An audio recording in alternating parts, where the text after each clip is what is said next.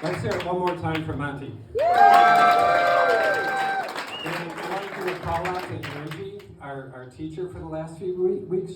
She was great, and if it wasn't for her, everything you're going to hear from me for the next 5 minutes, I'd be muttering under my breath as I walk around. So last year I bought a car, and I had not bought a new car in a long time, so I did not realize how smart cars had become.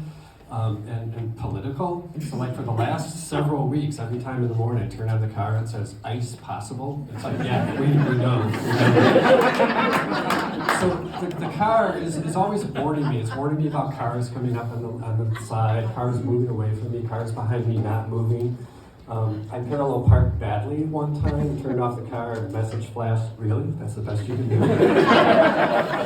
It's just naggy all the time. I mean, I went to the grocery store and I came out, turned on the car, a message flashes potato chips again. I think I'm a safe driver. I'm the son of an insurance man, so I'm by nature risk averse. About the most risky thing I'll do is go to a Trader Joe's on a Saturday afternoon for a place to park. I was at a Whole Foods recently, and I heard one of the managers consoling a new employee who had made a mess in the dairy section, and he was saying, there's no use crying over spelt milk. I do like grocery shopping. Groceries are really expensive. I was grocery shopping recently and saw that the ground beef was being delivered by armored truck. And there's a lot of brands that are rebranding because they're more expensive, but they want to sound like they're more elite. So, Hamburger Helper is now Hamburger Adjunct. Pepperidge Farm is now Pepperidge Estates. Even Girl Scout cookies, not immune to inflation. I saw some Girl Scouts selling cookies in a parking lot. Some of them were selling cookies. The rest were working on their accounting badge, and they were checking the credit score of people that were lined up on the cookies. 22 Girl Scouts walking into a bar. Bartender says, "We don't serve minors here." And Girl Scouts say, "That's okay, we're over 21.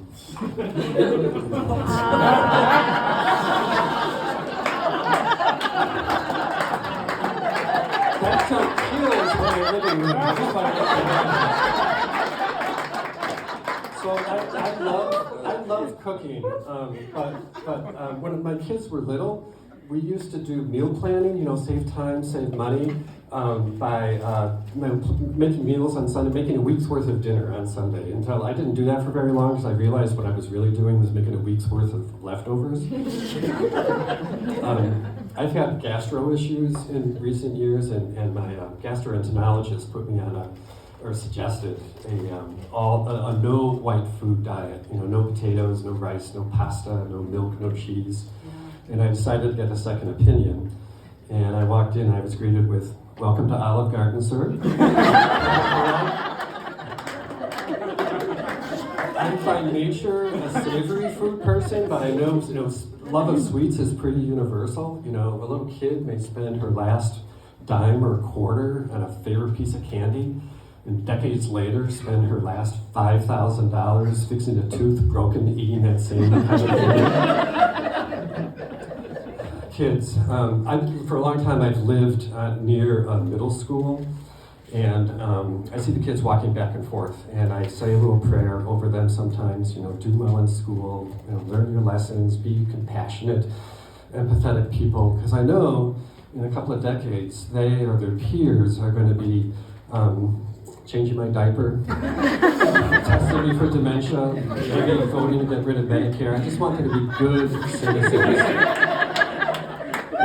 And every generation of parents has to deal with technology in a different way. I'll give you one example, the telephone. When I was growing up, the telephone was one thing, it was a telephone. And I grew up in a big family, there were 11 of us, and we had a telephone. The telephone was hardwired into the wall with a short cord, there was really no privacy. I'm one of the younger kids, so I never really got to use the phone anyway. And when my oldest daughter became a teenager, it was right about the time that teens got their own cell phones. The cell phones in the early days, texting was buy the text. 10 cents a text. You know, the first month after she got her cell phone, a bill comes, 12 pages just of texting instructions. So there's one time she fell asleep holding the phone and kept on buzzing. It was driving me crazy. And so I eased the phone out to turn it off, and I realized there was a series of texts there. What's up? Yo, LOL. I was paying 10 cents a text for a text that was shorter than the word text. And I'll leave you with this. And someone told me, I heard someone say recently that there were too many men that were trying stand-up in comedy clubs when they really should be trying therapy. And I let you know I tried that. My problem is that all the therapists in my network have 2 drink minimums. Thank you.